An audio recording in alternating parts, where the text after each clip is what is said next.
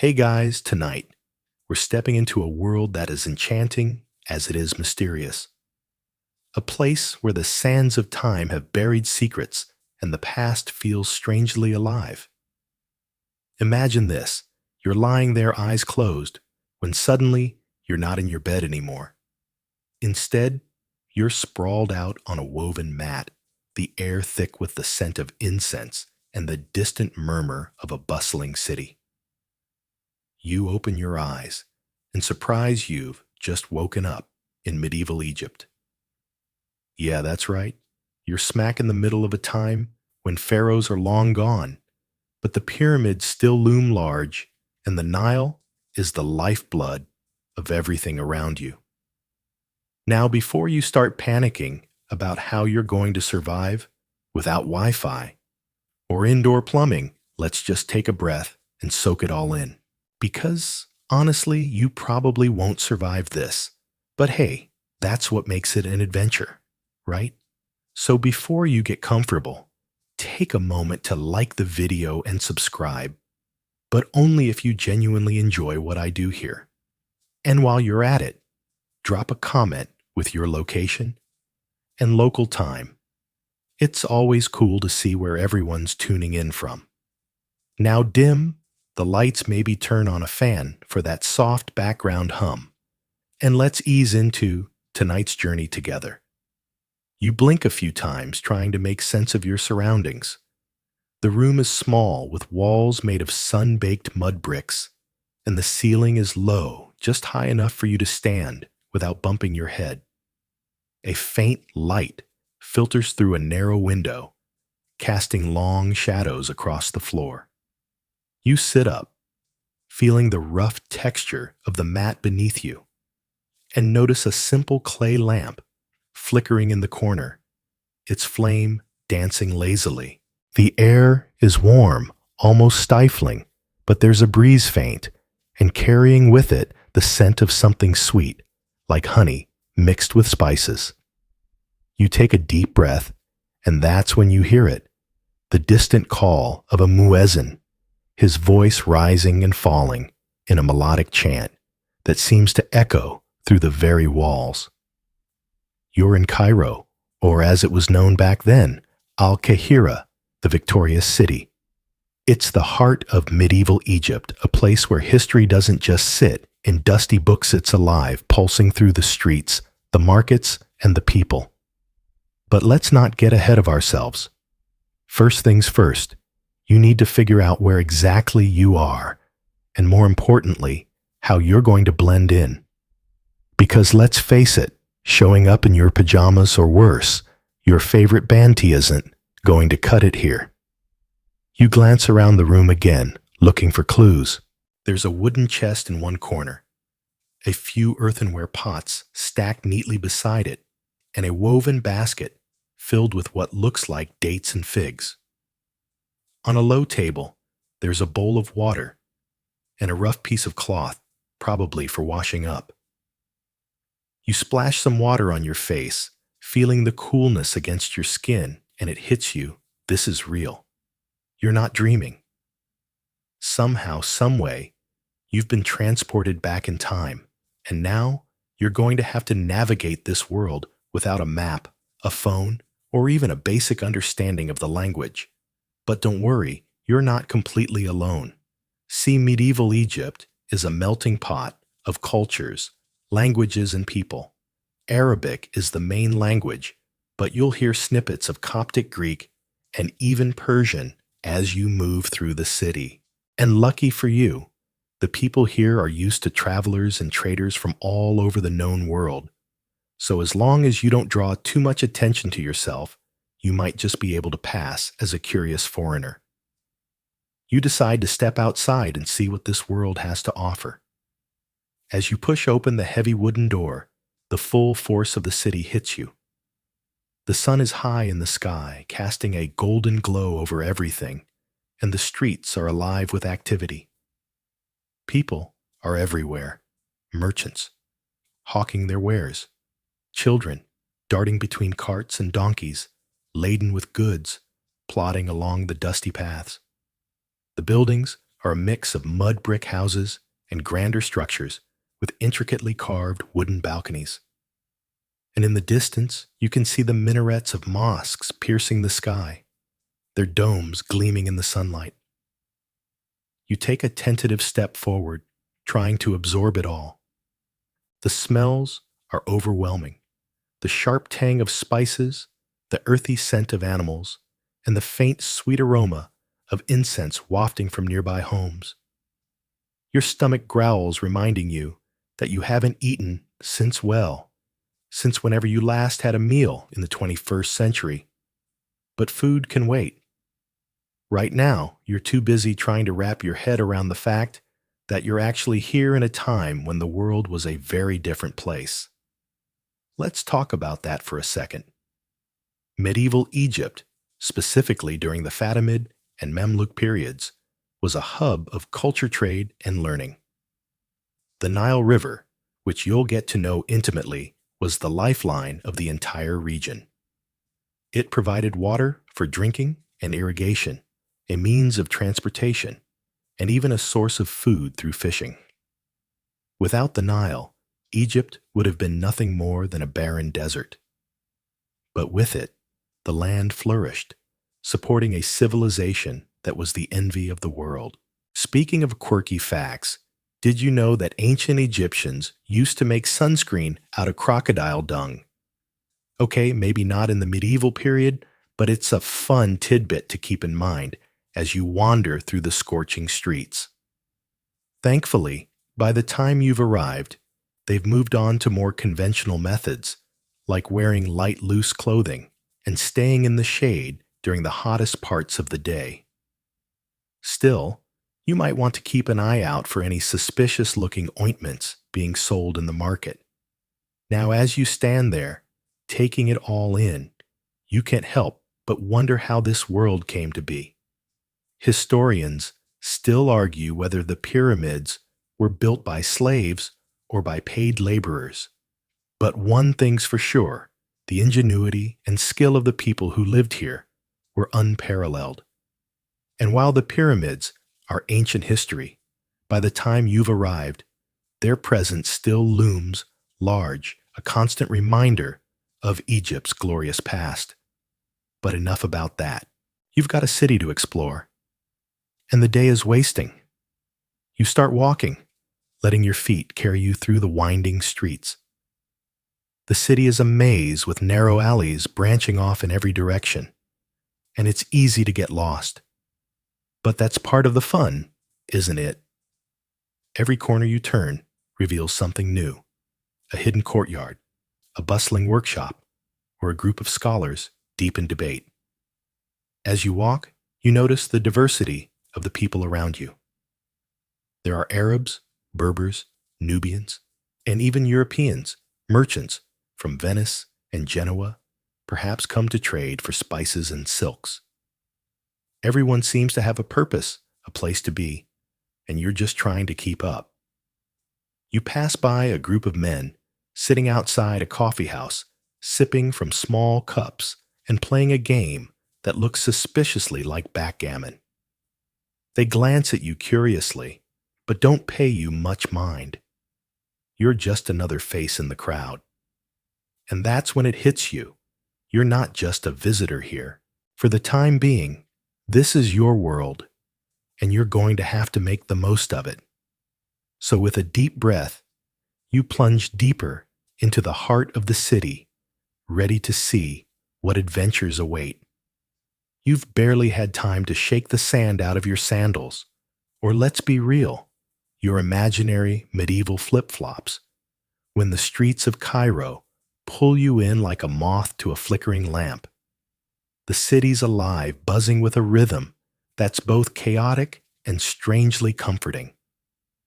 You're not just a bystander anymore. You're part of this tapestry, weaving your way through the crowds, the smells, and the sounds. It's overwhelming, sure, but there's something about it that makes you want to keep going to see what's around the next corner. So with the sun beating down and your curiosity leading the way, you plunge deeper into the heart of Al-Qahira. The first thing you notice is the noise. It's not the dull hum of modern life, no cars honking or phones pinging here. Instead, it's a symphony of voices, merchants shouting about their goods, the clatter of hooves on stone, and the occasional bray of a donkey that's clearly had enough for one day.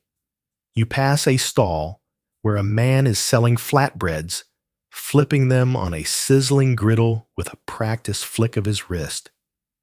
The smell hits you, warm, yeasty, with a hint of Chiron. Your stomach growls louder than that donkey ever could. You're tempted to barter for a piece, but then you remember you don't have any coins. Or do you?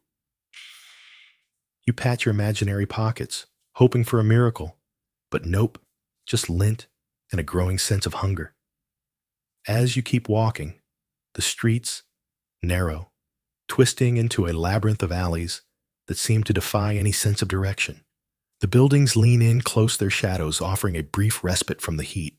You catch glimpses of life unfolding around you. A woman balancing a water jug on her head with the grace of a tightrope walker. A group of kids kicking around a makeshift ball. And an old man hunched over a loom, his fingers moving faster than you'd think possible. It's like stepping into a painting, every detail sharp and alive, and you can't help but feel a little awestruck. Now let's zoom out for a second and talk about what's powering all this. Cairo, in the medieval period, think Fatimid and Mamluk times. Roughly the 10th to 15th centuries wasn't just some dusty outpost. It was a powerhouse, a crossroads of trade and culture that stretched from Spain to India. The mainstream fact here is pretty straightforward. Cairo owed its wealth and vibrancy to its spot on the trade routes. Goods like spices, silk, and gold flowed through the city like the Nile itself, connecting the Islamic world with Europe, Africa, and Asia. It's why you're seeing so much variety, those Venetian traders haggling over saffron, the Nubian porters hauling sacks of grain. This wasn't a backwater. It was the medieval equivalent of a global hub. But it's not all serious business. For a quirky little tidbit, how about this people here love their coffee? And I mean, loved it. By the 15th century, coffee houses were popping up all over Cairo, and they weren't just places to grab a quick jolt. They were social hubs where folks gathered to debate play games and, get this, sometimes listen to poetry slams. Imagine that you, sipping a bitter brew from a tiny cup, trying to look cool, while some guy in a turban drops rhymes about the Nile. It's like the medieval version of a hipster calf minus the overpriced avocado toast. You decide to follow the crowd toward the market. Because if there's one thing you figured out, it's that markets are where the action happens. The closer you get, the louder it grows. Shouts, laughter, the jingle of coins changing hands. You step into the chaos of the souk, and it's a sensory overload in the best way possible. Stalls line the street, piled high with everything from shimmering fabrics to baskets of dates that look way tastier than the granola bars back home. There's a guy selling copper pots, banging one with a spoon to prove its quality, and another waving a handful of saffron threads under your nose, insisting it's the best in the city. You're not sure how to respond. Do you nod, smile, run? So you just keep moving, letting the tide of people carry you along. The colors are unreal. Bolts of cloth and deep blues, fiery reds, and sunny yellows hang like banners catching the light. There are mounds of spiced cinnamon turmeric, cumin piled so high they look like miniature pyramids. You brush past a basket of pomegranates, their skins so red they practically glow. And for a moment, you're tempted to grab one and figure out the rest later. But then you spot something odd, a man with a tray of what looks like makeup. You squint, and yep, It's coal black powder used to line the eyes. Men and women alike are buying it, smudging it on with practiced ease. It's not just vanity, it's protection from the sun's glare. You've got to admit it's pretty clever and way more stylish than your sunglasses. While you're gawking, a debate catches your ear. Two scholars bearded robed and gesturing wildly are arguing about something big. You catch snippets. The stars don't lie, one insists, while the other snaps. It's mathematics, not mysticism. It's about the astrolabe, a tool medieval Egyptians used to navigate and track time. Some say it was purely practical, a gift from earlier astronomers, while others argue it had a near magical status tying science to the divine. You don't have a side in this fight. Honestly, you're just impressed. They can argue so passionately without coffee breaks, but it's a reminder of how sharp these minds were. This wasn't a place of ignorance. It was a center of learning where ideas clashed and sparked. You're starting to feel the rhythm of the city now, the way it pulses and flows. But your feet are aching and the sun's not letting up. You duck into a shaded alley, leaning against a cool wall to catch your breath. That's when you notice the river, the Nile, glinting through a gap in the buildings. It's closer than you thought, its water slow and steady cutting through the city like a lifeline. You realize you can't stay in the market forever. There's more to see, more to understand. The Nile's calling, promising a different side of this world, a quieter one, maybe, but no less alive. So with a last glance at the souk's chaos, you turn toward the water. The streets start to widen, the crowds thin out, and the air feels fresher, tinged with the scent of the river. You're not leaving the city behind. Not yet, but you're shifting gears, stepping into a new chapter of this adventure. The Nile's been waiting for you, and it's got stories of its own to tell. You've just slipped away from the market's whirlwind of noise and color, your mind still buzzing with the chatter of traders and the clink of coins. The Nile beckons you, now its soft ripples, a soothing counterpoint to the chaos you've left behind. As you wander along its banks, the sun begins its lazy descent, stretching golden shadows across the water. The air carries the earthy scent of the river, mingled with faint wisps of smoke from cooking fires in the distance. It's a gentle pause, a moment to breathe and let your thoughts drift. Yet even here, by the water's edge, you feel the weight of something grander, a living tapestry stitched together from countless lives and stories, with you as a tiny, curious thread. The riverbank is alive, with a mix of faces and voices, a testament to Cairo's role as a medieval melting pot. It's not just the locals fetching water or gossiping in the shade. There are strangers from distant lands, each adding their own flavor to the scene. You catch sight of a cluster of merchants from the Maghreb, their flowing robes catching the breeze as they barter fiercely over a sack of dates. A little further on, a Baghdad scholar, his turban tilting precariously, debates a local imam with wild hand gestures, probably something about divine will or the meaning of a cryptic verse.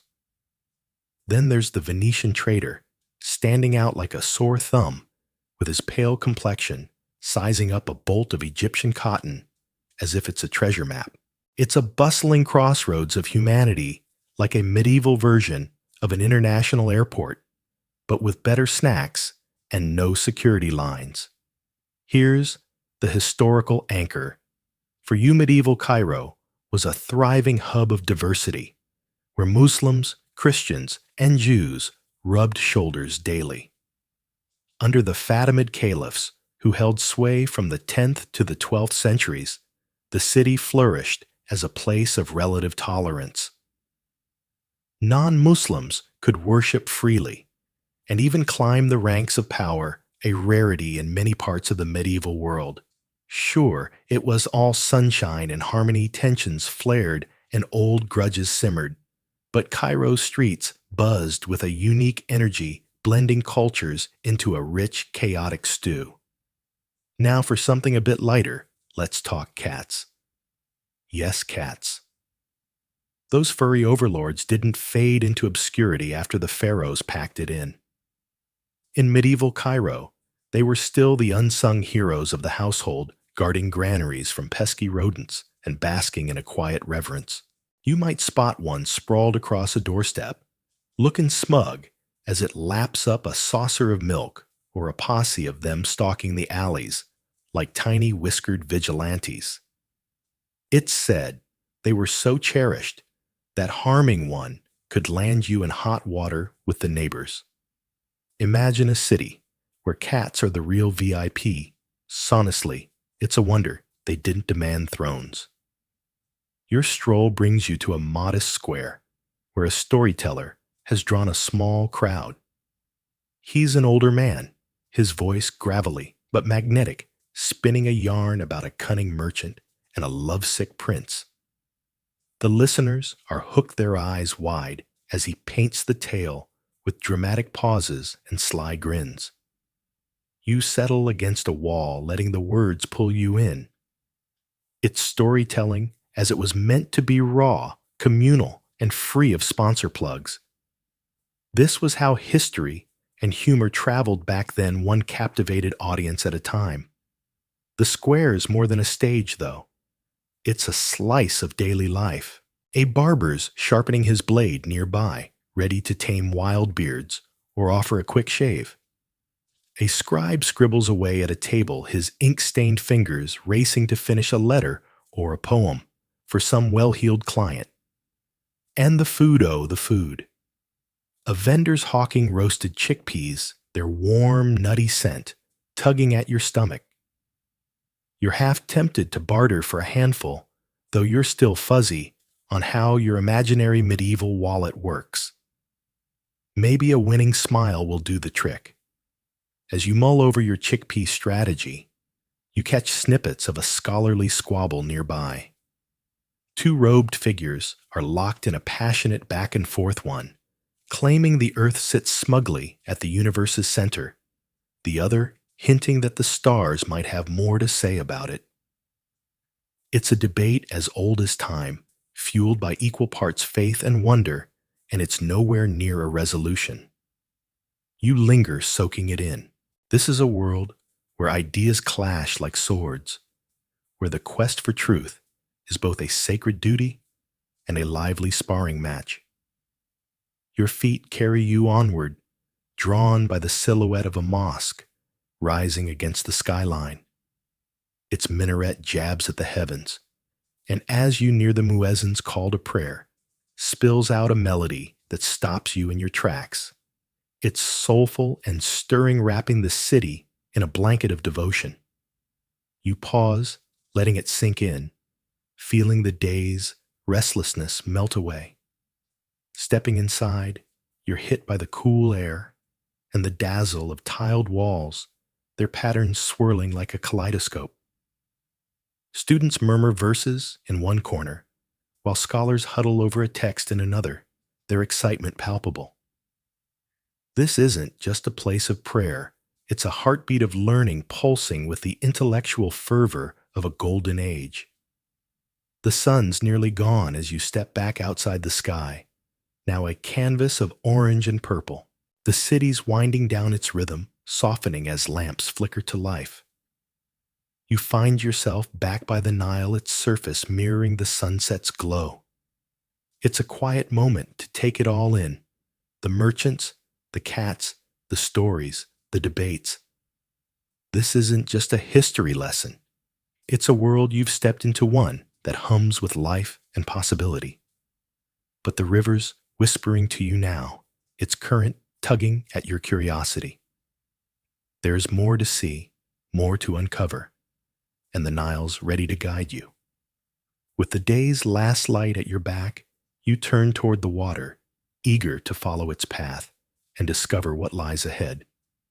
As the sun dips lower, painting the Nile with strokes of gold and amber, you linger by the rivers, edge the gentle lapping of water against the banks, a quiet lullaby.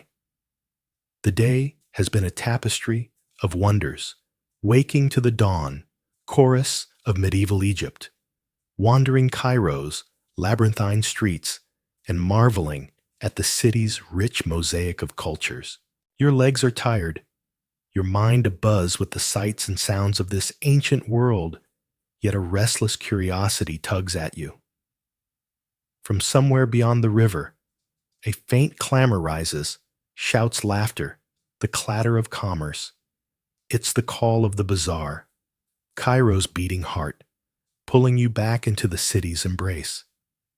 With a final glance at the shimmering water, you turn and retrace your steps through the winding lanes, the distant noise growing louder, more insistent until you stand at the threshold of the grand marketplace. Stepping into the bazaar is like plunging into a river of life. The air hums with energy, thick with the scents of spices, cinnamon, and cloves mingling with something sharper, perhaps pepper or saffron.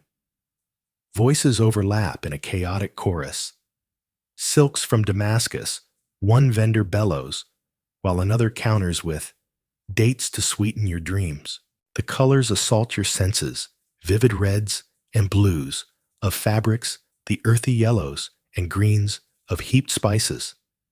The glint of metalwork catching the fading sunlight. Crowds press around you, a mix of locals in flowing robes and traders from distant lands, their accents as varied as the goods they carry. It's overwhelming yet exhilarating, like stepping into a storybook where every page bursts with life. You take a deep breath, letting the chaos wash over you, and begin to explore. Your first stop is a stall draped in textiles, a rainbow of silks and cottons spilling over the edges. The vendor, a wiry man with a grin as bright as his wares, notices your interest. Touch it, he urges, pressing a length of azure silk into your hands. It's cool and smooth, sliding through your fingers like water. From the east, he boasts woven by hands that know secrets we've forgotten. You're tempted, but when he names a price that could buy a small herd of goats, you hesitate. Haggling seems to be the game. Here you've seen others do it. Their voices, rising in mock outrage before settling with a laugh. You're not sure you're up for the challenge just yet, so you nod, murmur a thanks, and slip back into the crowd, the silk's softness lingering on your skin. The spice quarter comes next, and the air shifts, growing heavy with pungent aromas. Sacks overflow with treasures, golden, turmeric, crimson paprika, and dark powders that could season a feast or cast a spell depending on who's telling the tale. A boy, barely tall enough to see over the table, catches your eye and holds out a pinch of something green. "Taste it," he says, his smile all mischief. You pause, then pop it into your mouth. It's sharp and tangy sumac, maybe, or crushed dried lime. You give him an approving nod, and he puffs up with pride as if he's just won a grand victory. "Best in Cairo," he declares, and you can't help but chuckle. There's a warmth to these small encounters, a reminder that this market isn't just about goods, it's about people, their stories woven into every exchange. Hunger nudges you onward, your stomach grumbling as the scent of grilled meat wafts through the air. You follow it to a cluster of food stalls where flames dance beneath skewers of lamb and chicken, their juices sizzling into the fire. Nearby, a woman arranges platters of stuffed vine leaves, their glossy surfaces promising a burst of flavor. But it's the golden pastries at the next stall that draw you in. The vendor, a stout woman with a knowing wink, hands you one without a word. You bite into it, flaky layers give way to a sweet, nutty, filling honey clinging to your lips. It's a taste of comfort, a medieval ancestor to baklava. And for a moment, you're not a time traveler, but just someone savoring a treat. Good, yes, she asks, and you nod, already wondering how many you could carry if only you had a bag. As you lick the last of the honey from your fingers, a thought drifts to mind. This bazaar isn't just a local market. Cairo sat astride the Silk Road, a vital artery of trade stretching from China to the Mediterranean. Spices from India, silks from Persia, ivory from Africa all flowed through here, bound for distant shores. The sheer variety around you tells the story. This is a crossroads of the world, a place where medieval globalization took root. You glance at a stack of intricately patterned rugs, imagining the caravans that brought them across deserts and mountains. It's humbling to think how connected this world was long before maps covered every corner of the earth. A glint of gold catches your eye, pulling you to a stall where a merchant balances tiny nuggets on an ancient scale. Instead of weights, he uses small brown seeds, dropping them one by one until the pan's level. Carob seeds, he explains when you ask, his voice matter of fact, always the same, weight perfect for gold. You marvel at the simplicity, the cleverness of it. Later you'll learn this habit birthed the word carat, a measure still used for gems in your own time. It's one of those quirky threads that tie past to present, and you tuck it away, a little treasure of your own from this journey. Nearby, two scholars huddle over a table, their voices low but animated. You catch fragments of their debate. Barter ruled these stalls. One insists, gesturing at the goods. No coins were king. Look at the mint records, replies the other. It's a question that's echoed through centuries. Was medieval Egypt's economy driven by swapping goods or a standardized currency? You linger intrigued. Historians still wrestle with it, piecing together clues from faded ledgers and buried coins. Maybe it was both. You musea dance of trade as fluid as the market itself. The scholars don't notice you lost in their argument, and you smile at how some mysteries refuse to be solved. The sun is sinking now, shadows stretching across the stalls, and your legs ache from hours of wandering. You find a quiet nook where a fountain burbles its cool water, a balm against the day's heat. Sitting on the stone edge, you trail your fingers through the ripples, letting the bazaar's din fade to a hum. It's been a whirlwind, colors and smells, voices, and tastes, a living snapshot of medieval Cairo. You think of the silk vendor's grin, the boy's proud swagger, the pastry's sweetness. This market is more than a place. It's a heartbeat pulsing with the city's soul. But as you rest, a new sound reaches a muezzin's call, clear and haunting, drifting from a minaret above the rooftops. The spiritual rhythm of Cairo beckons, promising a shift from the bustle of trade to the calm of devotion. With a stretch and a final sip of fountain water, you rise, ready to follow that call into the next chapter of your night. The bazaar's lively hum still echoes in your ears.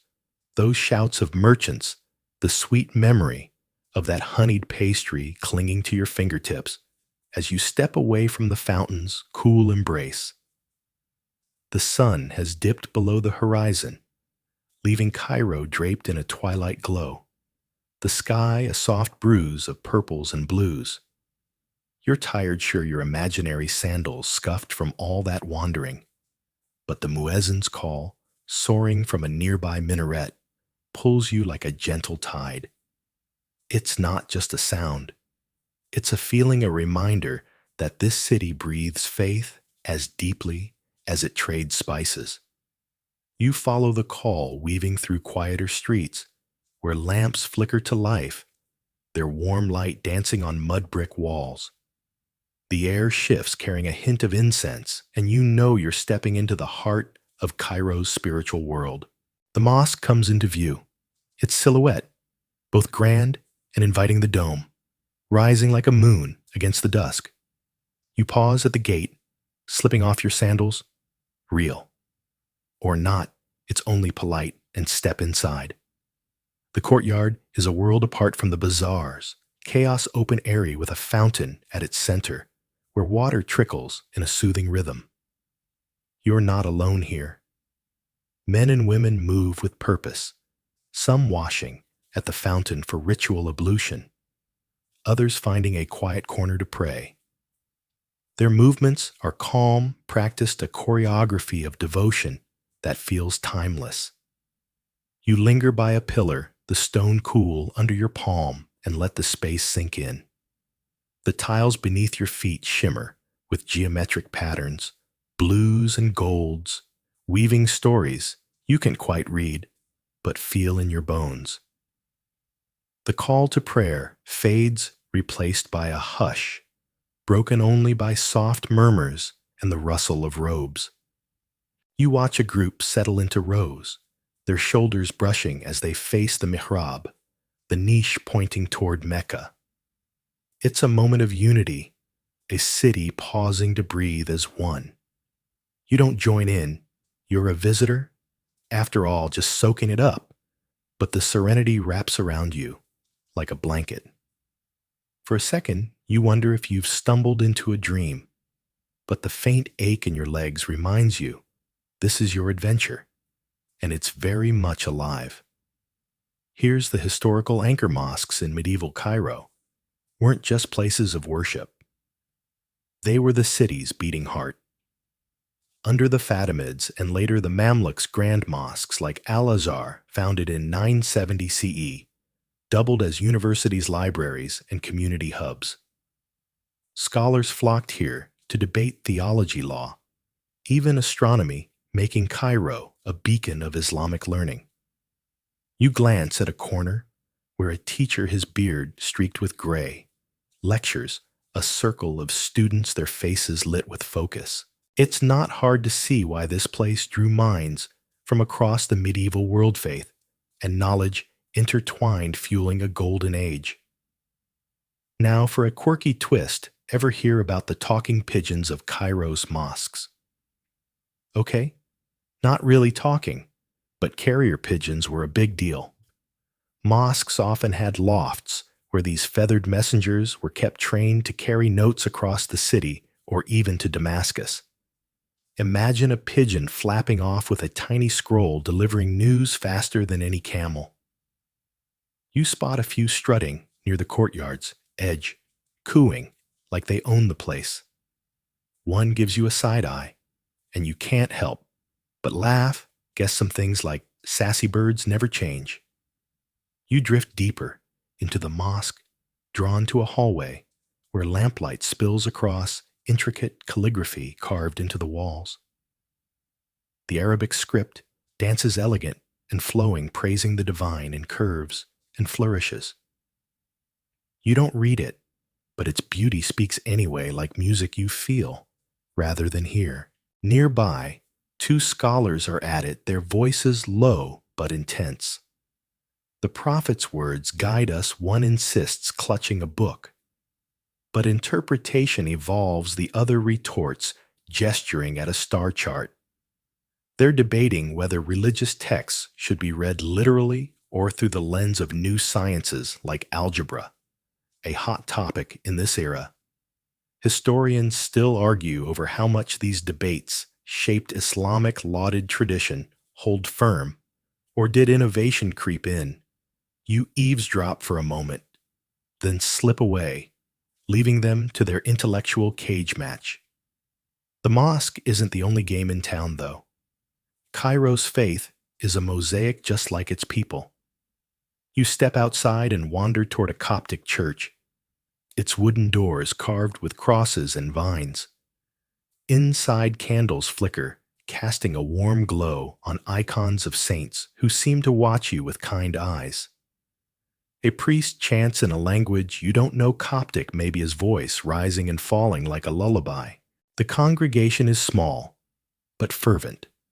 Their prayers a quiet counterpoint to the mosque's grandeur. Further along, you pass a synagogue, its walls etched with Hebrew verses.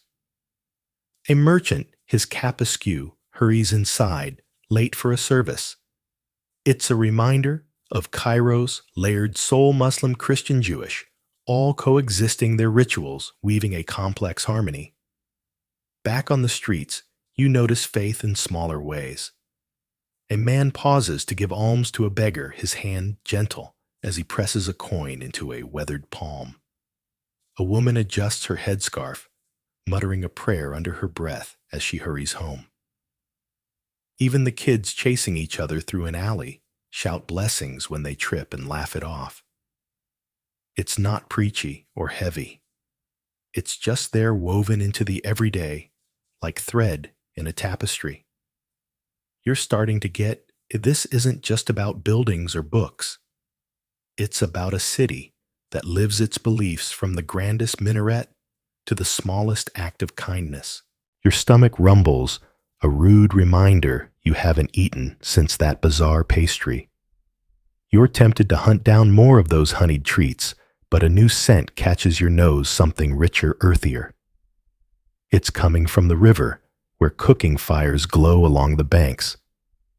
The Nile, that quiet giant you glimpsed earlier, is calling again, promising not just food, but a deeper connection to this world. You slip your sandals back on the night air, cool against your skin, and head toward the water.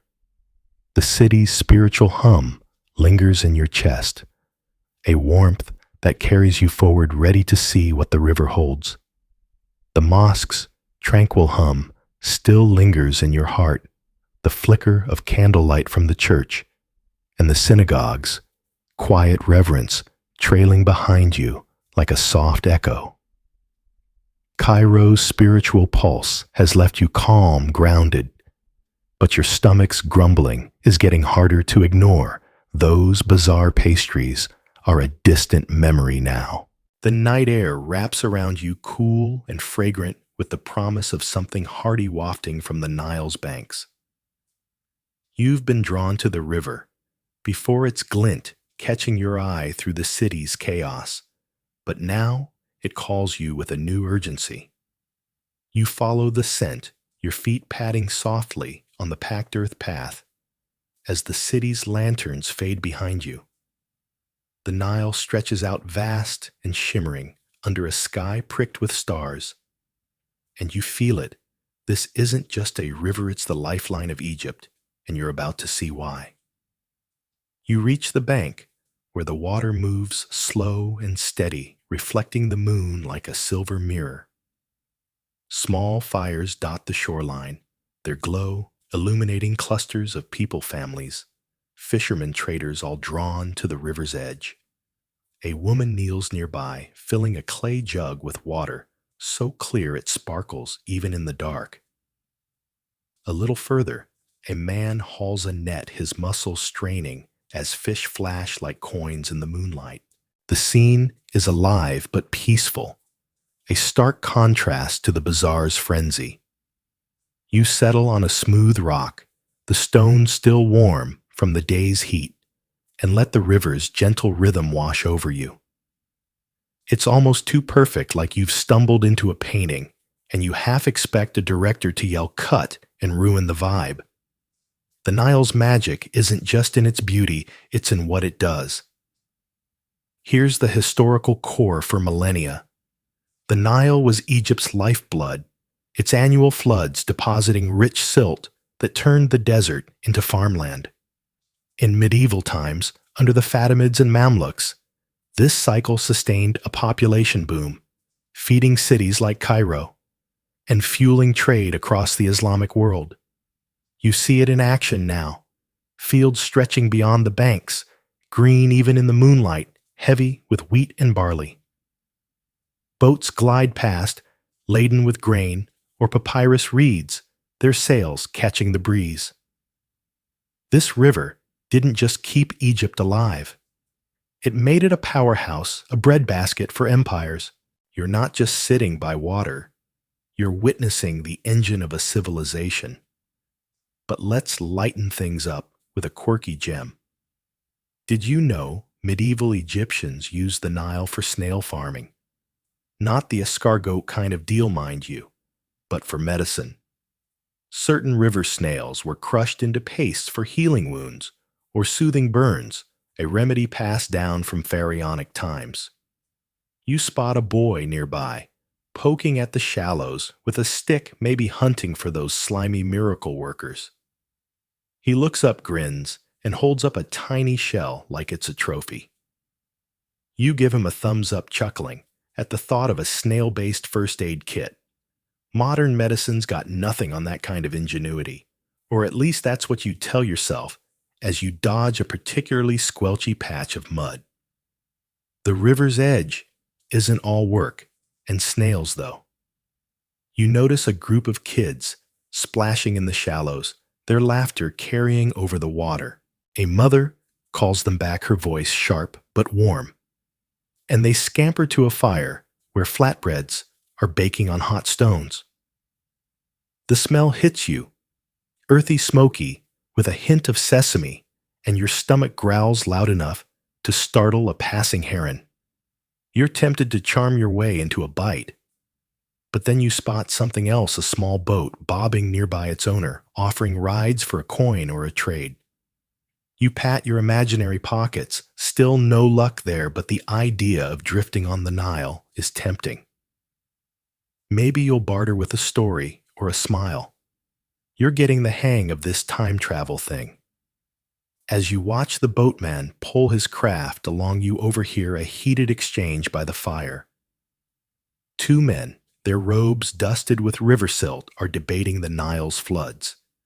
It's divine will, one insists, pointing to the stars. The gods or God send the waters. The other scoffs, waving a scroll. Its geography, Ethiopia's rains swell the river. You lean in, intrigued. Historians still argue whether medieval Egyptians fully grasped the Nile's flood cycle or leaned on religious explanations. Some say they blended both science and faith in a delicate dance.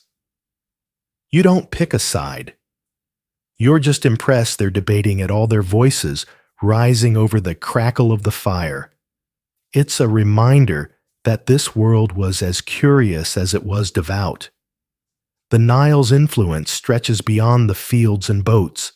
You notice irrigation channels snaking into the distance, their paths carved with precision. Farmers work late, guiding water to their crops, their movements slow but steady. It's backbreaking labor, but there's a quiet pride in it, a rhythm tied to the river's pulse. You think back to the mosque's tiled serenity. The bazaar's vibrant chaos of it rests on this water, this gift. Even the cats you saw strutting through Cairo owe their cushy lives to the grain this river feeds them. You smile at the thought. Those whiskered royalty probably know they've got it good. Your rock perch is getting comfier by the minute, but the night's growing cooler, and the fire's warmth is calling. You wander closer, drawn by the glow and the chatter. A woman offers you a piece of bread, her eyes crinkling with kindness. You take it, the crust crisp and warm, and murmur a thanks, hoping your modern accent doesn't give you away. As you chew, you notice the crowd's mood shifting. There's talk of a festival tomorrow, a celebration of the Nile's bounty. Voices rise with excitement, hands gesturing wildly. It's infectious, and you feel a spark of anticipation. The river's shown you its quiet power. Now it's hinting at something louder, brighter. You finish the bread, brushing crumbs from your hands, and stand ready to follow the promise of festivity back into the city's heart. The Nile's gentle lapping still hums in your ears, that warm bread from the riverbank settling nicely in your stomach as you leave the fireside chatter behind. The night air is crisp, now carrying whispers of something big a festival they said as celebration of the river's gifts. Your legs are weary from a day of wandering Cairo's streets, from the bazaar's chaos to the mosque's serenity. But the promise of music and laughter pulls you like a moth to a flame. You follow the path back toward the city, the stars overhead bright enough to rival the lanterns flickering in the distance. The murmur of the crowd grows louder, and soon you're swept into a tide of people, their faces lit with excitement. The Nile's quiet majesty fades behind you, but its spirit feels alive in this gathering, ready to burst into color and song. You find yourself in a wide plaza, transformed into a festival ground that makes the bazaar seem tame. Torches blaze, casting a golden glow over stalls draped in bright fabrics, reds, greens, and golds that dance in the firelight. The air is thick with scents, roasting nuts, sweet syrups, and something spicy that tickles your nose. Drummers pound a rhythm that pulses through the crowd. Their beats, quick and infectious, urging your feet to move. You're not much of a dancer, let's be honest. You're more of a sway, awkwardly type. But the energy here is contagious, and you find yourself bobbing along, blending into the sea of revelers. It's a party that makes your modern music festivals look like a snooze, and you're all in for it. The crowd parts, and you catch sight of performers weaving through the plaza. A juggler tosses flaming torches, each arc drawing gasps and cheers. Nearby, a storyteller spins a tale of a clever fox, outwitting a greedy merchant, his voice rising and falling like a song. Kids dart underfoot, their hands sticky with candied dates, giggling as they chase a stray goat that's clearly unimpressed by the festivities. You sidestep the chaos, nearly tripping over a basket of rose petals, someone scattering for good luck. The vibe is pure joy, a celebration of life itself, and you can't help but grin. Sure, you're a time traveler with no real coin to your name, but tonight you're just another face in the crowd, swept up in the moment. Here's the historical anchor. Festivals in medieval Egypt were often tied to the Nile's flood cycle, especially under the Fatimids and Mamluks. The Night of the Drop, a celebration marking the Nile's peak flood, was a big deal with Cairo, lighting up for days of feasting parades and music. It wasn't just about fun. It was a collective thank you to the river that fed the land. You see it now in the offerings tossed into the Nile flower's bread, even tiny boats carved from reed seech, a gesture of gratitude. The plaza's alive with that spirit, every drumbeat and cheer a nod to the river's bounty. It's a reminder that this world didn't just survive. It thrived thanks to nature's rhythm. Now, for a quirky twist, ever heard of egg fights? Not the Easter kind, but a festival game where folks tossed painted eggs at each other, aiming to crack their opponent's shell without breaking their own. You spot a group of teens in a corner, laughing as they lob eggs with surprising accuracy.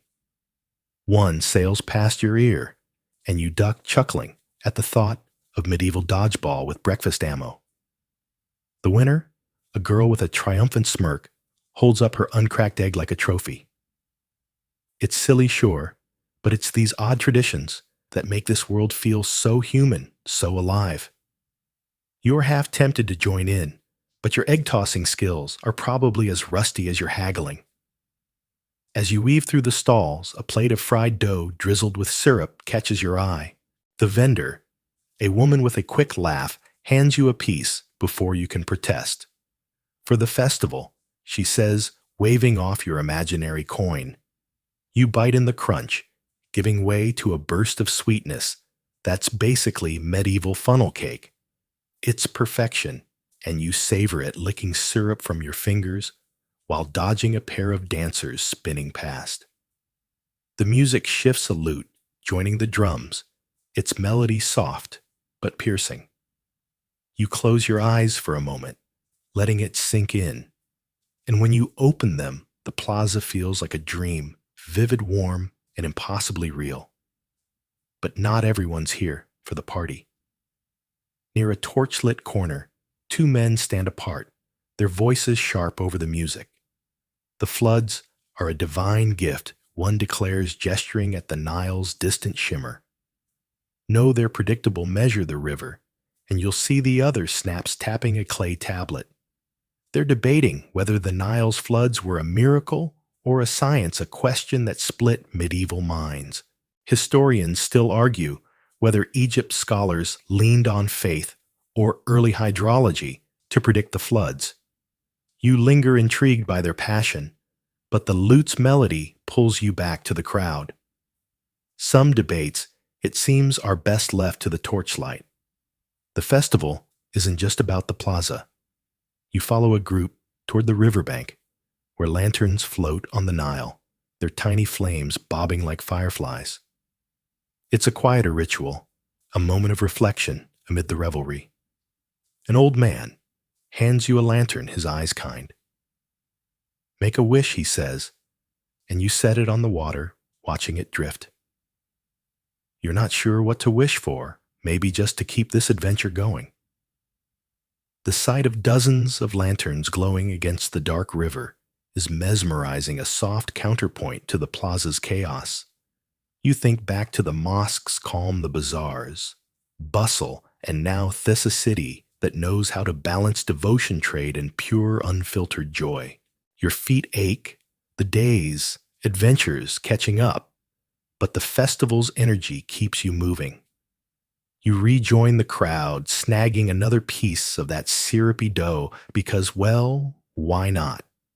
As you munch, you notice the skyline beyond the plaza, silhouettes of minarets and domes, their stone glowing faintly in the moonlight. They're more than buildings. They're stories carved in stone, and you feel a tug to explore them closer. The festival's still in full swing, but your curiosity is already wandering, drawn to the architectural wonders that have watched over Cairo for centuries. With a final glance at the dancing lanterns, you slip away from the crowd, ready to chase the next chapter of this night. The festival's vibrant pulse, those pounding drums, the glow of lanterns drifting on the Nile still hums in your chest as you slip away from the plaza's revelry. Your mouth still tastes of sweet syrupy dough, and your feet, well, they're begging for a break after a day of chasing Cairo's wonders. The night is deep now, the air cool and laced with the faint scent of jasmine from somewhere unseen.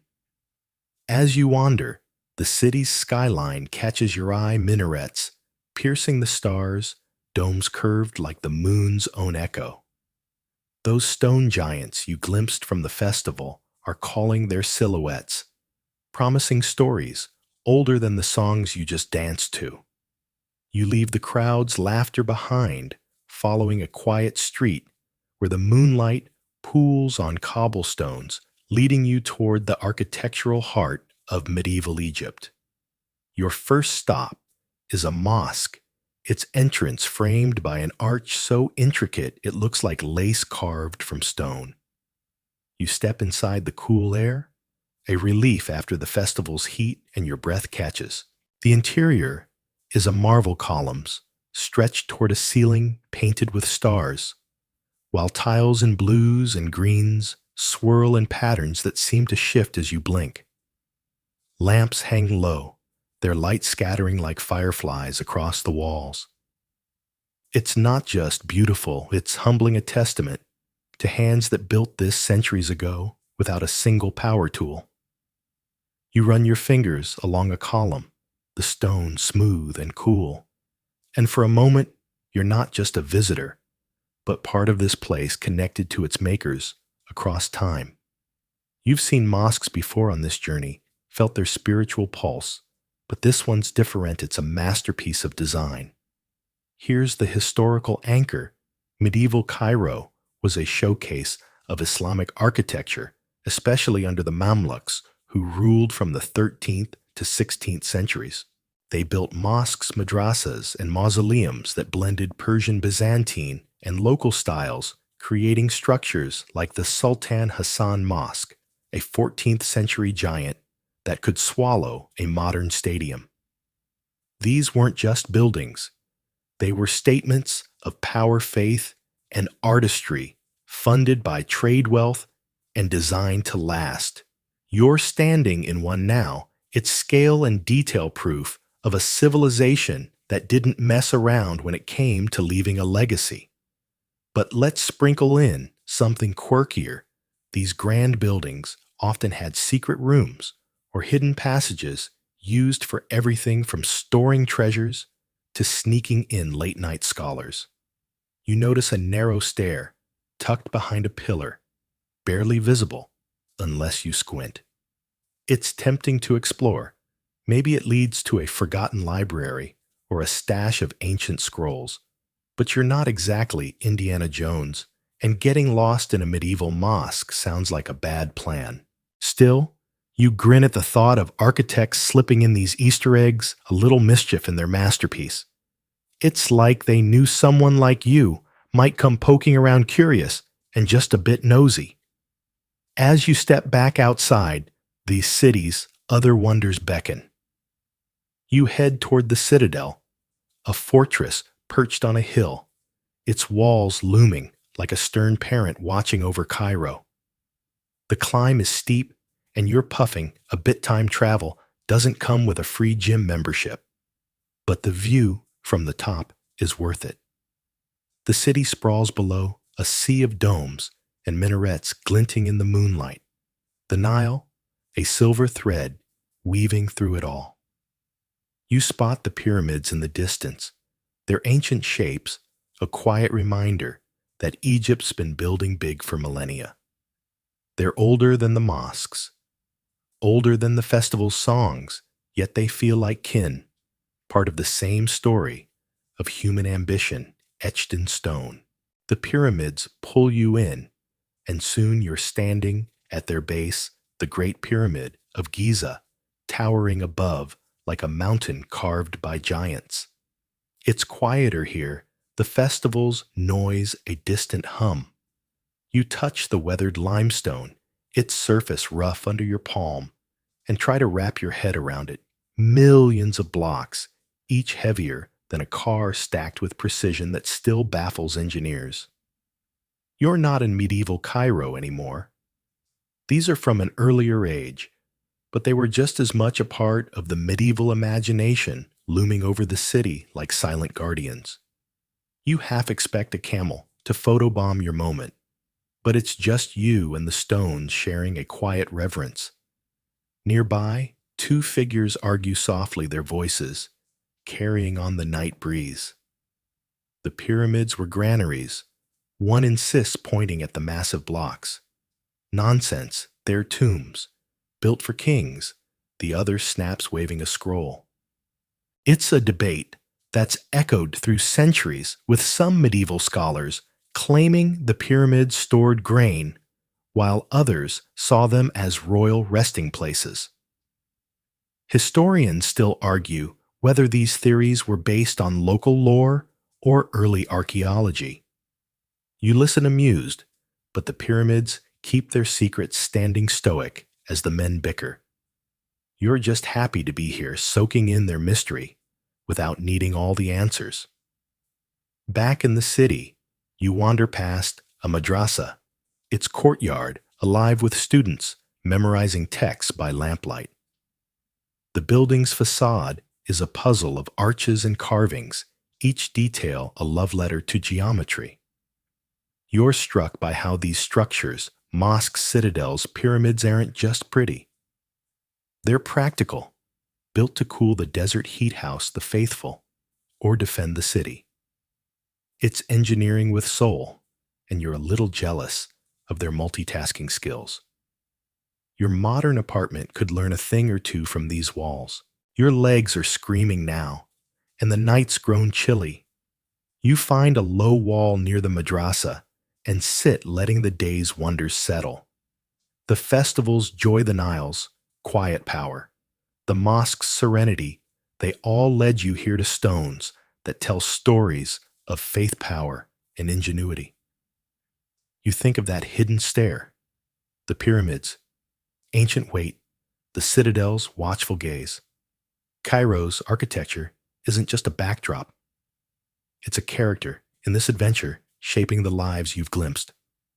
But as you rest, you notice the people around you, students hurrying past, a merchant counting coins, a child tugging at a parent's sleeve. They're the city's pulse too, and you're curious about their world, the social threads that tie them together. With a stretch, you stand ready to dive into the human side of Cairo's story. The weight of Cairo's stone giants, those towering pyramids, the intricate mosque arches still lingers in your mind as you leave the madrasa's glow behind. The night is deep, the air cool against your skin, carrying the faint hum of the city winding down. Your legs are heavy from a day of wandering from the festival's wild energy to the Nile's quiet embrace, but the human pulse of this world keeps you moving. You've seen Cairo's heart in its markets, its faith, its stones. But now, it's the people, their lives, their roles, their unspoken rules that draw you in. You follow a narrow street, the flicker of lanterns guiding you, and find yourself in a bustling neighborhood where the social tapestry of medieval Egypt unfurls like a well-worn scroll. The street is alive even at this hour. A baker kneads dough by an open oven, the yeasty warmth mixing with the scent of charcoal. Across the way, a weaver's loom clacks rhythmically, her hands deft despite the late hour. You pass a grand house, its carved wooden door hinting at wealth, and then a cluster of mud brick homes. Their walls patched, but sturdy. The contrast is stark. A reminder that Cairo's not a monolith, it's a hierarchy, a web of classes woven tight. You're no sociologist, but you can feel the layers here, the elite sipping wine in their courtyards, the artisans crafting goods, the laborers hauling water or grain. It's a machine, each part turning the other, and you're curious to see where you'd fit her if you just trip over the gears. You pause by a small square where a water carrier fills jugs from a communal well, his shoulders bowed from years of work.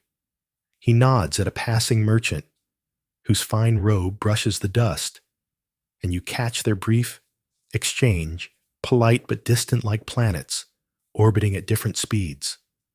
The merchant's headed to a high-walled villa where lamplight spills through latticed windows while the carrier trudges toward the humbler homes.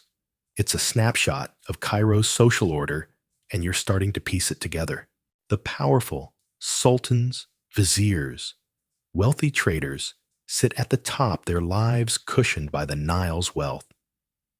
Below them, artisans and scribes keep the city humming, while laborers and servants form the broad base, their sweat the foundation of it all. Here's the historical anchor.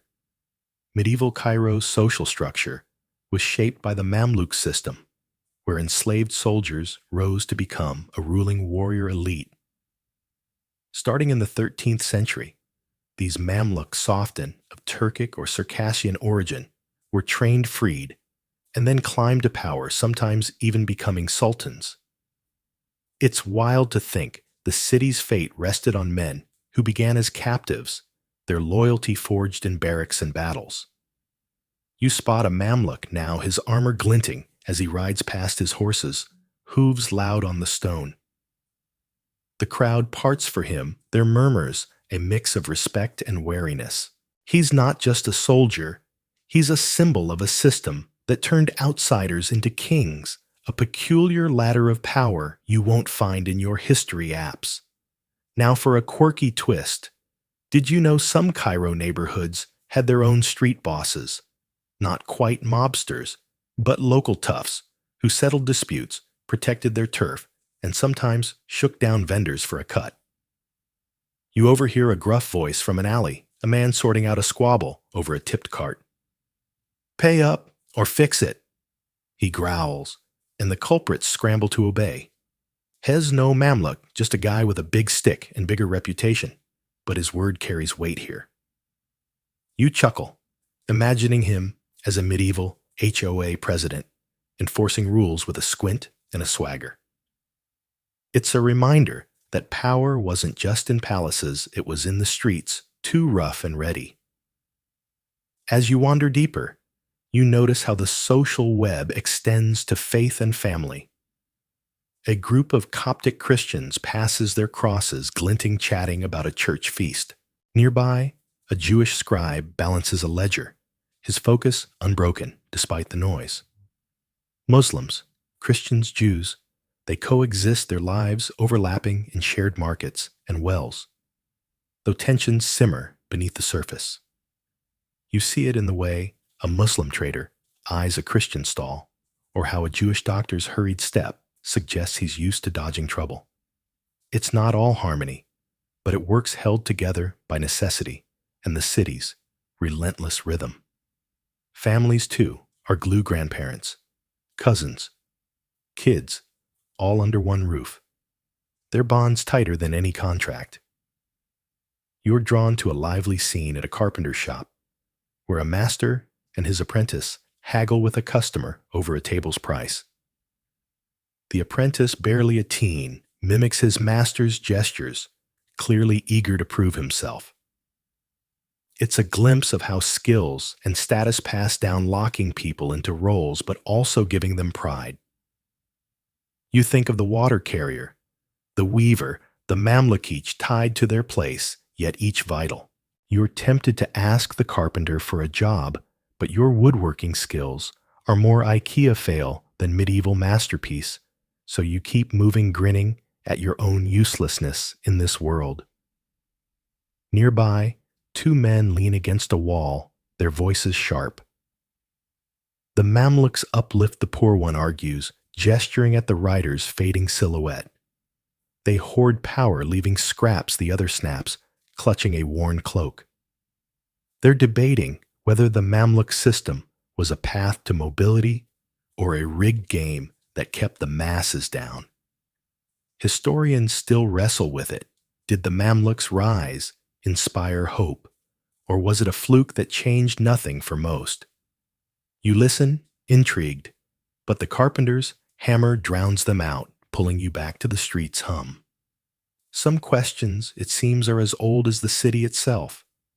Your stomach rumbles, reminding you of that festival bread and the bazaar's pastries. You're hungry for more than food? No. Hungry for understanding. The social web is complex, but it's alive, each person a thread in Cairo's vast loom. As you leave the square, you notice a flicker of light from a building ahead, voices chanting in rhythm. It's a school, a place of learning, its walls humming with ideas. The carpenter, the Mamluk, the street boss, they all rest on knowledge, the city's other currency. Your curiosity flares, drawing you toward the glow, ready to explore the minds that keep this world turning. The hum of Cairo's social pulse, the carpenters hammer the street, boss's gruff commands, still lingers as you leave the neighborhood's lively square behind. The night is deep, the air cool and tinged with the faint scent of wood smoke, your legs aching from a day spent chasing the city's wonders. From the Nile's quiet embrace to the festival's wild joy, you've seen Cairo's heart, in its people, its stones, its faith. But that flicker of light from the school ahead, the rhythmic chant of voices, pulls you like a beacon. You've glimpsed the city's hierarchy, its Mamluks and merchants, but now it's the minds, the scholars, the seekers that call you. You follow the glow, your steps soft on the cobblestones, until you reach a courtyard where the pursuit of knowledge lights up the medieval night. You step into the madrasa, its walls alive with the flicker of oil lamps. The air is warm, heavy with the scent of ink and old parchment. Students sit cross-legged in a circle, their faces lit with focus as a teacher recites from a thick manuscript. His voice is steady, almost hypnotic, weaving verses of poetry one moment, then diving into the angles of a triangle the next. You're no scholar, your high school algebra days are a foggy memory. But there's something magnetic about this scene, the way ideas spark and dance. You find a spot against a tiled wall, the coolness a relief, and settle in, letting the rhythm of learning wrap around you like a soft blanket. The room is a microcosm of Cairo's intellectual fire. Shelves groan under the weight of books, astronomy, medicine, theology, all bound in leather and etched with care. A student nearby scribbles on a wax tablet, his stylus scratching a melody of its own. You catch a glimpse of his work, a star chart its lines, precise as if the heavens themselves are speaking through his hand. It's not just study. It's devotion, a belief that knowledge is a path to the divine. You're struck by the intensity, the way these minds wrestle with questions your modern apps would answer in seconds. But here, it's not about speed, it's about understanding, and you're a little jealous of their focus. Here's the historical anchor. Medieval Cairo was a global hub of learning with institutions like Al-Azhar University, founded in 970 CE, drawing scholars from across the Islamic world. Under the Fatimids and Mamluks, it churned out experts in law science and philosophy, preserving Greek texts, while pushing boundaries in algebra and optics. This wasn't a backwater. It was a brain trust, its ideas shaping everything from European universities to the tools sailors used to navigate. You glance at a table where a model astrolabe gleams its bronze curves, a testament to minds that mapped the stars while your ancestors were still figuring out basic plumbing. Now, for a quirky twist, ever hear of book ticklers? Some Cairo scribes used feathers not for writing, but to tickle their noses when they dozed off during late-night copying sessions. You spot a young scribe across the room, a feather tucked behind his ear, his eyes heavy as he fights a yawn. He gives it a quick twirl, and you stifle a laugh, Imogene trying to stay awake in a Zoom meeting with a feather up your nose. It's a small human touch in this high-minded world, proof that even geniuses had to battle the midnight slumps. You're tempted to borrow that feather yourself. This time travel gig is starting to wear you out. As you listen, the teacher shifts to a medical text describing how to balance the body's humors with herbs and diet. It's fascinating, but a debate breaks out among the students. Galen's wisdom is eternal, one insists, clutching a translated scroll. No Ibn Sina's methods surpass him, another counters, waving a book by the famed Avicenna. They're arguing whether Greek or Islamic medicine held the edge, a clash of old and new that fueled medieval breakthroughs. Historians still debate how much Cairo's doctors owed to Greek roots versus their own innovations. Did they refine or revolutionize? You lean in, caught up in their passion, but the teacher's sharp clap pulls them back to the text. Some arguments, it seems, burn brighter than the lamps. You wander to a quieter corner where a lone scholar pores over a map, his finger tracing trade routes from Cairo to China. The parchment is a work of art, its inks vivid even in the dim light. You're struck by how connected this world was, ideas flowing as freely as spices carried by caravans and ships.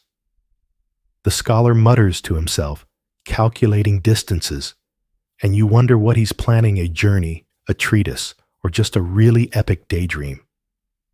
You're tempted to ask, But your medieval Arabic is about as good as your algebra, so you keep quiet, soaking in the scene.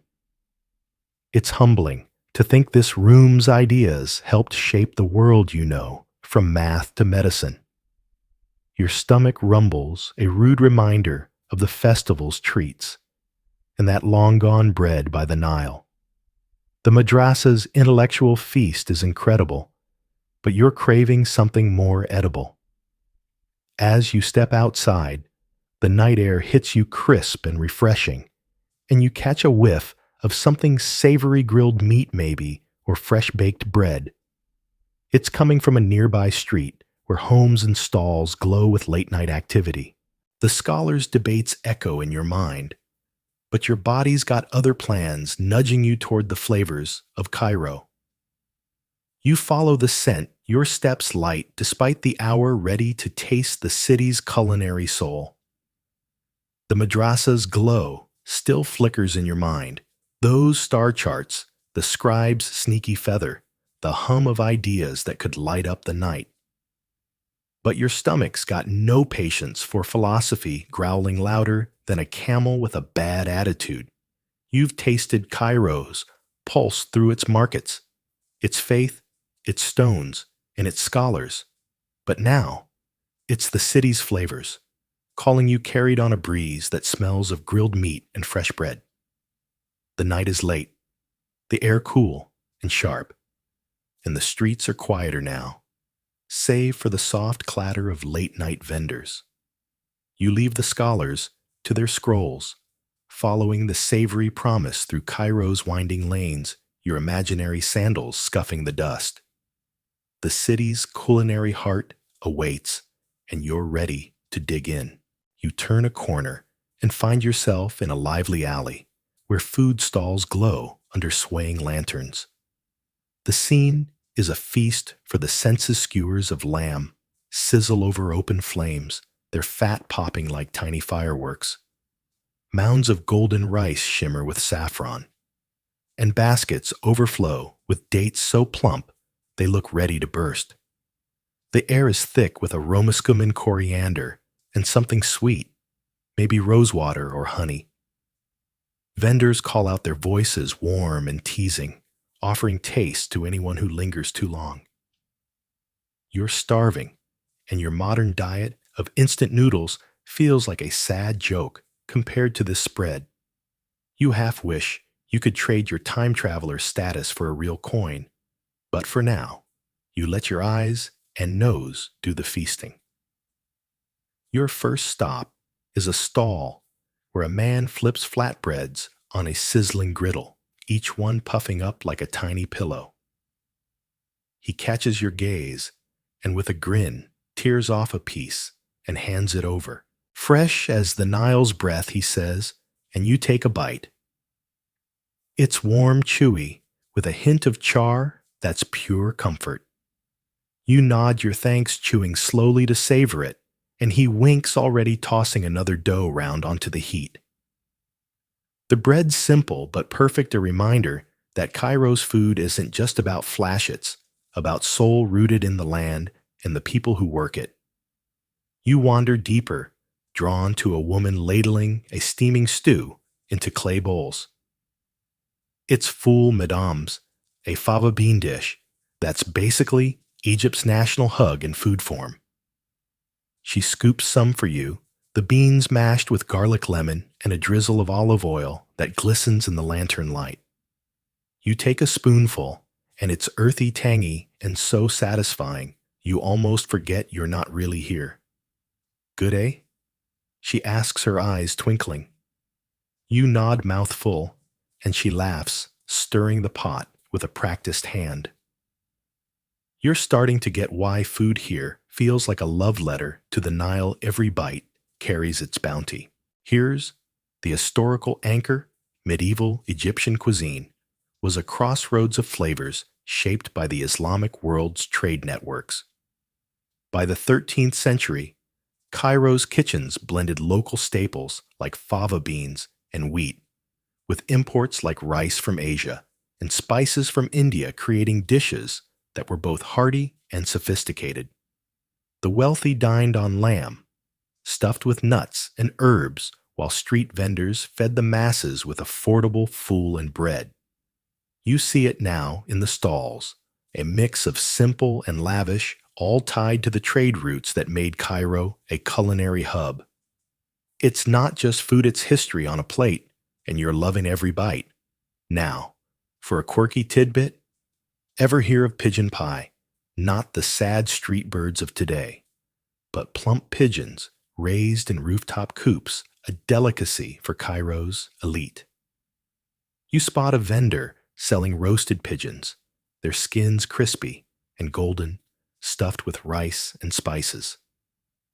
You're curious but hesitant. Pigeons not exactly on your usual menu. A customer grabs one, tearing into it with relish, and you figure it's probably tastier than it sounds. Still, you stick to your full for now, chuckling at the thought of medieval foodies raving over pigeon like it's gourmet truffle. Maybe you're not that adventurous yet. As you savor your stew, you overhear two vendors arguing nearby, their voices cutting through the alleys. Hum. Honey's the true sweetener, one insists, holding up a jar that glows like amber. No date syrup, it's richer, purer. The other counters pointing to a dark, sticky vat.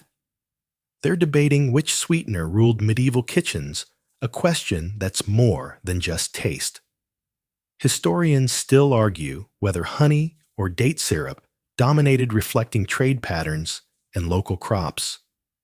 You listen amused as they wave their jars like swords, each convinced they've got the edge.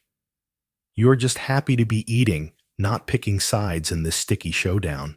The alley's energy is infectious, but your legs are screaming for a break. You find a low bench near a stall, selling rosewater drinks, the cups chilled and beaded with condensation. You take one imaginary coin, or not, the vendor's too busy to notice, and sip the floral sweetness cooling your throat. Around you, people eat and laugh, their faces lit by the soft glow of lanterns. There's a rhythm to it, a communal joy that makes you feel less like an outsider. You think back to the festival's syrupy dough, the Nile's bread, the bazaar's pastries. Eke bite a thread in Cairo's story, tying you to this world. Your hunger sated, but a new curiosity stirs. The alley's chatter carries snippets of song, a lute's faint strum drifting from a nearby courtyard. You've tasted Cairo's soul. Now you're itching to hear its voice, to feel its creative pulse. The night's still young, well, young enough, and the promise of music and stories tugs you forward. You finish your drink, the rosewater lingering on your tongue, and stand ready to follow the melody into the city's artistic heart. The rosewater's floral sweetness still lingers on your tongue, a soft echo of the alley's savory feast, those warm flatbreads, that soul-hugging folt that filled your belly and your heart. Cairo's flavors have woven themselves into your adventure, joining the festival's drums, the Nile's quiet pulse, and the scholars' fiery debates. The night is late, the air cool and threaded with the faint scent of charcoal, your legs heavy from chasing the city's wonders. But a new sound tugs at you now. A lute's gentle strum, a ripple of laughter drifting from a courtyard just beyond the stalls. You've tasted Cairo's soul. Now, its creative heartbeat calls promising music stories and a glimpse of its artistic spirit. You leave the food stall's glow behind, following the melody through a narrow lane, the lanterns flicker, guiding you into a world of song and imagination. You step into the courtyard, a cozy space ringed by low walls and cushioned benches lit by lamps that cast a golden haze. A small crowd has gathered, their faces relaxed, some swaying to the lute's mournful notes. The musician, a wiry man with a beard that's seen better days, plucks strings with a tenderness that makes the air feel softer. Beside him, a singer joins in, her voice low and haunting, weaving a tale of a lover lost to the desert sands. It's not just music's a spell pulling you in, and you find a spot on a bench, the cushion sinking under you like a hug. Your modern playlist feels like a cheap knockoff compared to this, and you're half tempted to stay here forever, or at least until your imaginary sandals give out. The performance shifts, and a poet takes center stage, his robe swaying as he recites verses about the Nile's embrace. His words are sharp funny, then achingly sad, and the crowd leans in, hanging on every syllable. You don't catch every word. Medieval Arabic isn't exactly your forte, but the emotion lands like a story told in colors rather than sentences. A kid nearby whispers to his friend, "Hess better than last week," and you stifle a laugh. Apparently, even medieval Cairo had its poetry critics ready to roast or rave. You're starting to love this place, its mix of high art and street-smart sass, all wrapped in a vibe that's equal parts lively and lullaby.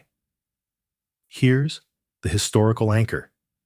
Medieval Cairo was a cultural powerhouse, its arts flourishing under the Fatimids and Mamluks from the 10th to 15th centuries. Poetry, music, and storytelling thrived in courts, coffee houses, and public squares, blending Persian Arabic and local traditions. Poets, like al-Mutanabi, were rock stars, their verses memorized across the Islamic world, while musicians crafted instruments like the oud that still echo in modern sounds.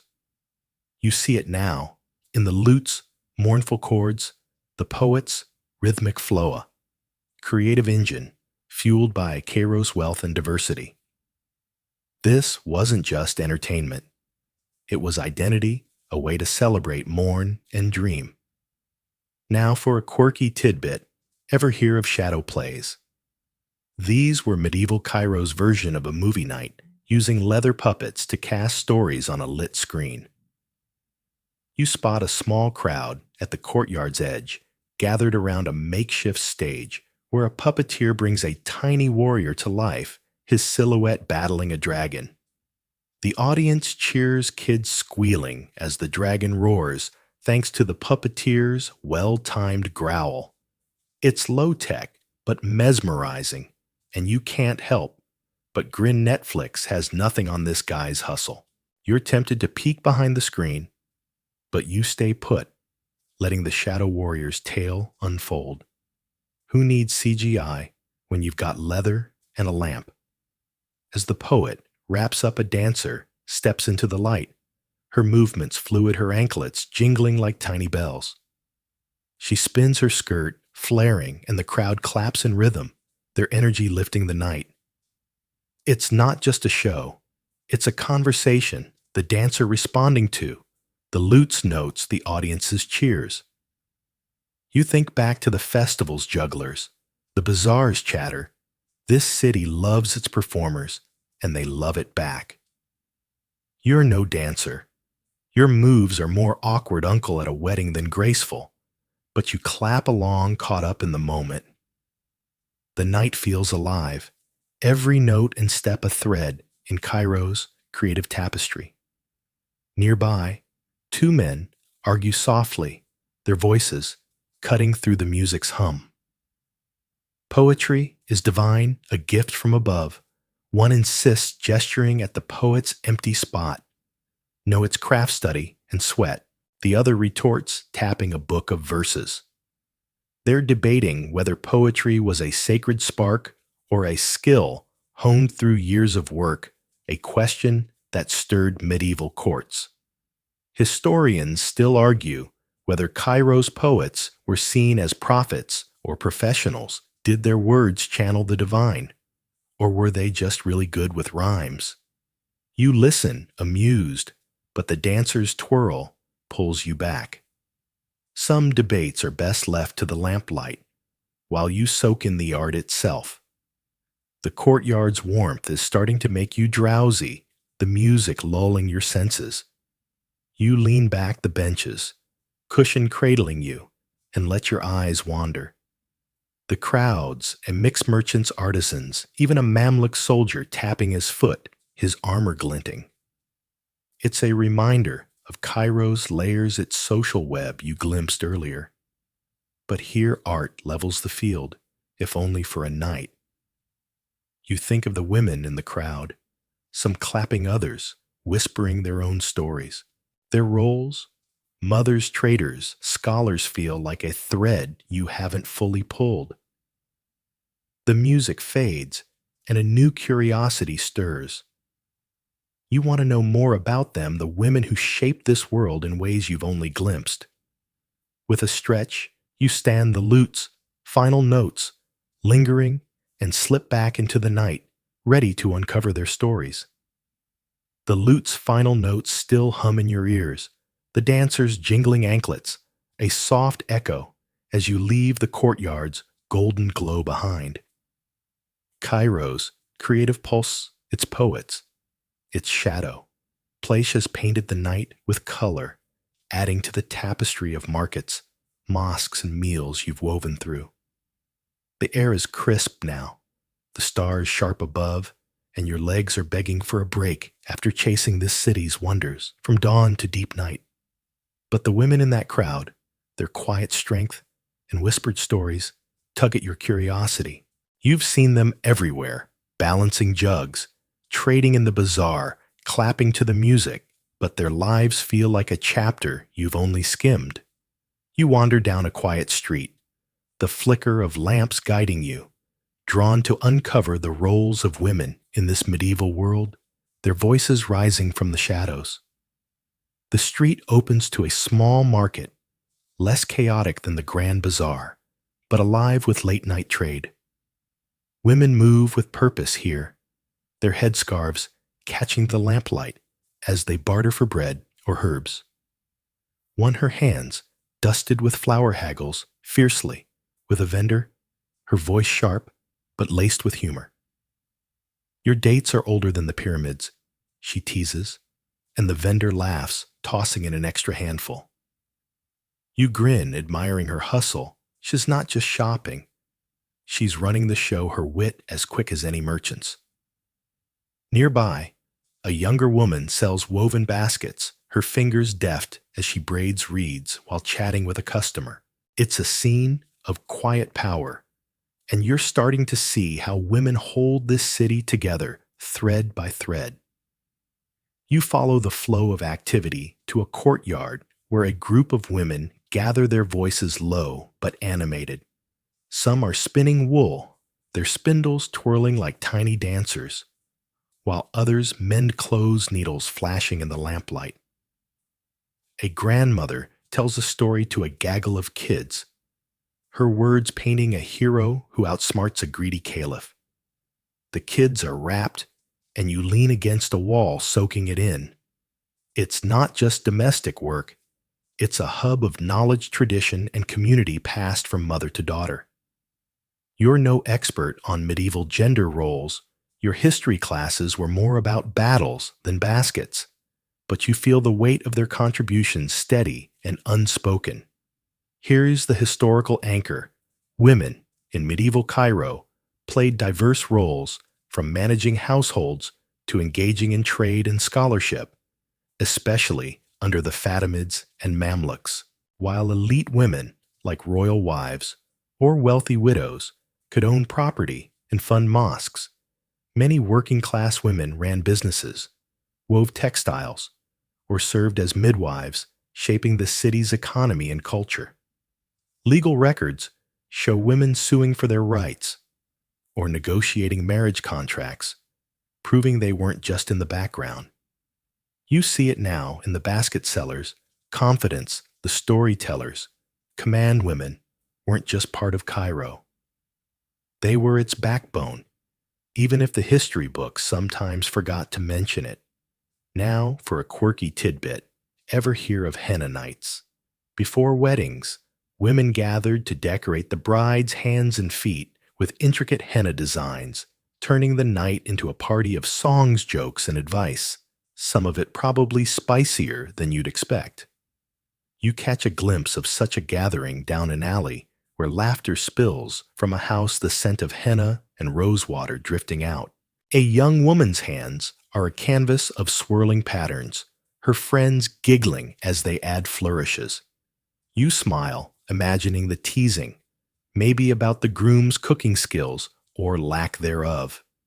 It's a reminder that women's spaces were full of joy and creativity, not just duty, and you're a little jealous of their party vibes. As you linger, you overhear two women by the courtyard, their voices sharp with debate. Women's learning is for the home, one insists, gesturing at the spinning group. No, they rival scholars. Look at the poets. The other retorts, clutching a book. They're arguing whether women's education was limited to domestic skills or extended to intellectual heights, a question that stirred medieval Cairo. Historians still debate how many women accessed formal learning. Were female poets and scribes exceptions, or was scholarship more common than records show? You listen, intrigued. But the grandmother's story drowns them out, her hero now outwitting a dragon. You're just happy to see women's voices, whether in debate or storytelling, shaping this world. Your wandering takes you to a quieter street, where a woman tends a small apothecary stall, her shelves lined with jars of herbs and oils. She's older, her eyes sharp, as she measures out a remedy for a customer, explaining its use with calm authority. You're impressed she's part healer, part chemist. Her knowledge as deep as any madrasa scholar's. It's not just her. You think of the midwives delivering babies, the teachers guiding children, the traders driving hard bargains. Women here aren't one thing. They're everything, their roles as varied as the city's spices. You're tempted to ask for a remedy for your aching feet, but your medieval small talk's a bit rusty, so you just nod and keep moving. The night's growing colder, and your stomach rumbles a faint echo of that full and rosewater from earlier. You're not hungry exactly, just nostalgic for the city's flavors, its sounds, its life. As you pass a grand house, you catch a glimpse through a latticed window, a woman reading by lamplight, her face lit with focus. It's a fleeting image, but it sticks with you, a reminder that women's stories here are as layered as Cairo itself. You're starting to feel the weight of history, not just in stones or songs, but in moments, big ones, the kind that shape a city's soul. The street ahead leads to a plaza where torches flare, voices rising with talk of a recent event, something that's left the city buzzing. Your curiosity sparks, drawing you toward the heart of that moment, ready to witness Cairo's history in action. The apothecaries, herb-scented air, and the women's lively courtyard still linger in your mind, their stories of strength and wit weaving into the tapestry of Cairo's bustling streets, soulful music, and savory feasts. The night is deep now, the air cool and sharp, your legs heavy from a day of chasing this city's wonders, from the Nile's quiet flow to the festival's wild drums.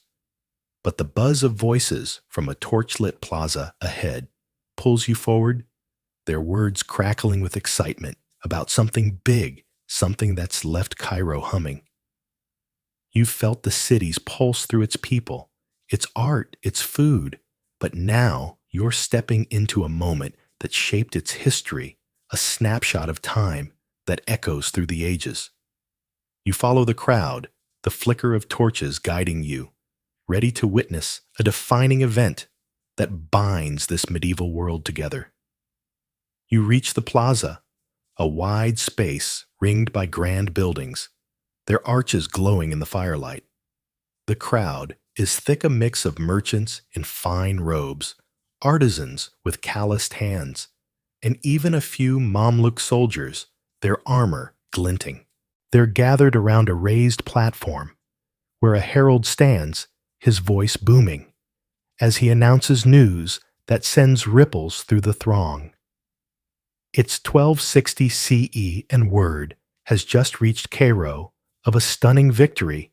The Mamluks have defeated the Mongols at the Battle of Ain Jalut, halting their seemingly unstoppable advance. The crowd erupts in cheers, some tossing rose petals, others chanting praises to the Sultan. You're caught up in the excitement, your modern brain trying to process the weight of this moment, a turning point that saved Egypt from conquest. The herald's words paint a vivid picture: Mamluk warriors led by Sultan Qutuz, clashing with Mongol horsemen in a distant valley, their swords flashing under a merciless sun. You imagine the dust, the shouts, the sheer grit it took to face an empire that had toppled kingdoms from China to Persia. The victory feels personal here, as if every person in this plaza had a hand in it. A baker beside you claps your shoulder, grinning like your old friends, and offers you a piece of honeyed bread to celebrate.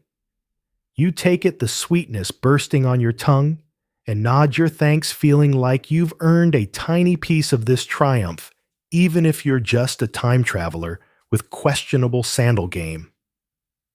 Here's the historical anchor.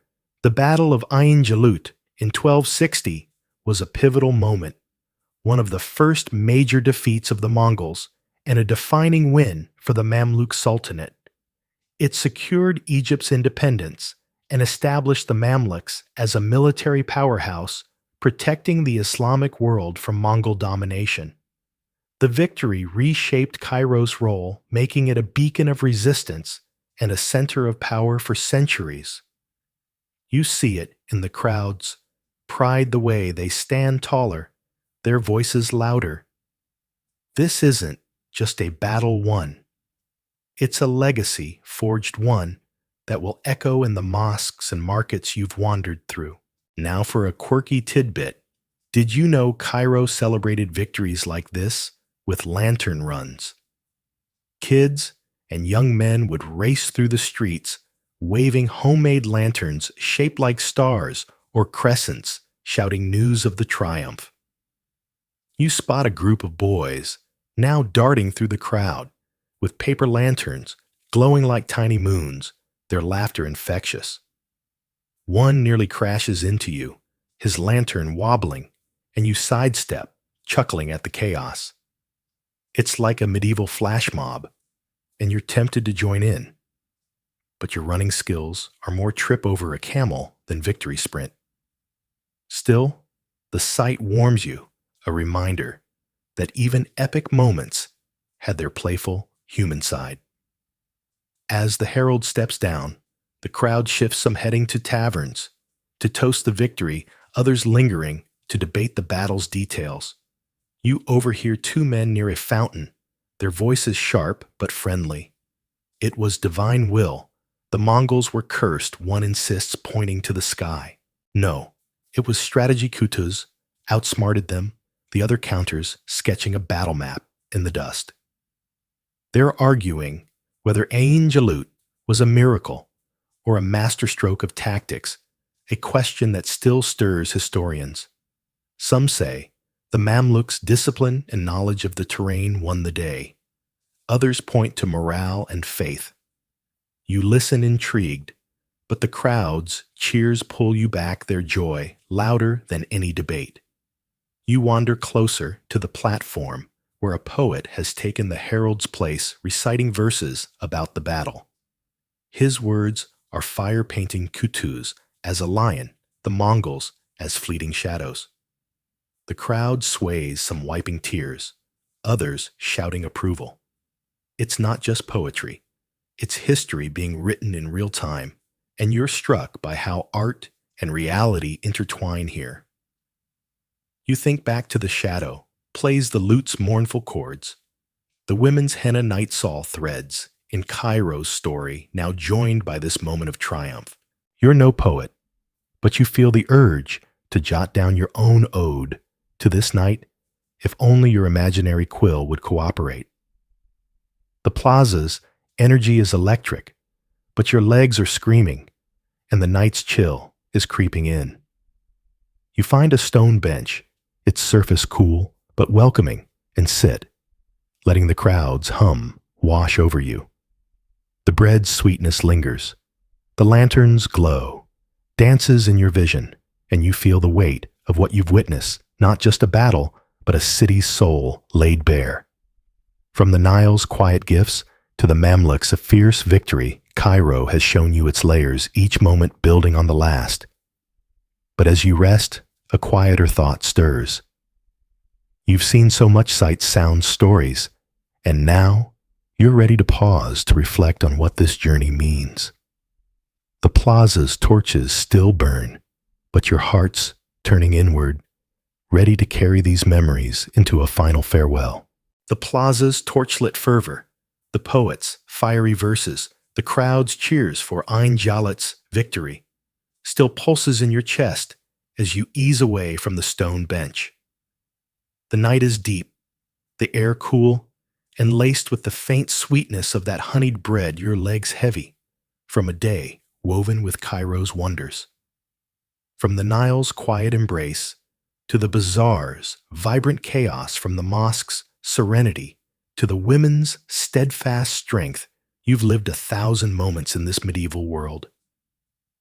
The city's heartbeat surrounds you, but a softer call tugs. No need to pause to gather these threads and reflect on what they mean.